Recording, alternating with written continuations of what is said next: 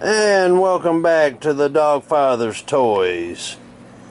Today we are going to look at a Rancor. I picked him up at Knoxville Fanboy Expo. I never had one when they first were released. So let's do a little. The first time, well, I was going to say a little bit of the backstory on this guy. First time we saw a Rancor was in Star Wars Episode 6, The Return of the Jedi. He was in Jabba the Hutt's dungeon as basically Jabba's pet. And Jabba would throw somebody down there if he got mad at him or whatever, just to get rid of them. And Luke Skywalker, he dropped Luke Skywalker into the dungeon, but Luke defeated him and killed the Rancor. And then the Rancor went out. You didn't hear really much. I think he was mentioned a few times in books and video games. And then the Book of Boba Fett came out on Disney Plus, and well, if you watch the show, you know that Boba Fett rode him like a horse,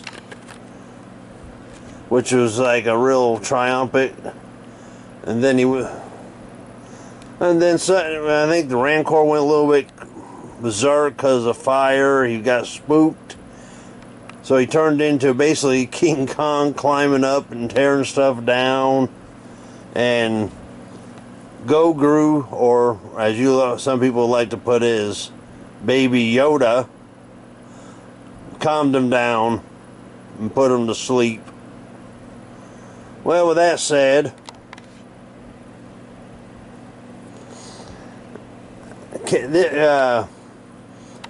Kenner released this. I don't know, you can't call it a play set. I call it a large action figure. In 1994, which is like a year after the movie was released. And he's somewhat posable. You know, you can move his hands, his wrist, his legs. I got him propped up on his tail because after all this time, his joints are a little on the loose side for an old man. I thought it'd be I couldn't put Boba Fett on top of him. And there's a Jawa he's holding, and there's Prune Face getting ate by him. And I've heard stories and seen that I think that people would put a Jawa or Yoda in his mouth, and well, let's see. Take Prune Face out. He's hollow, you know, you put stuff in there, it's the hollow plastic down in there. So you put a Jawa or a Yoda in there, he's gonna fall into his gut, literally eat the.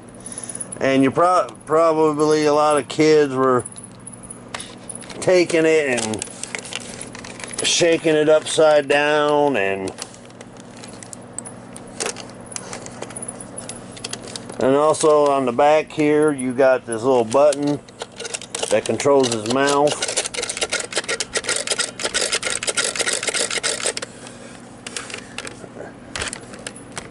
Now this Rancor is in good shape, other than well, you can see his legs don't want to exactly stand up, so I got to prop him up on his tail. But like I said, he's somewhat posable. You can move his hand or wrist, his shoulders, his legs, his mouth.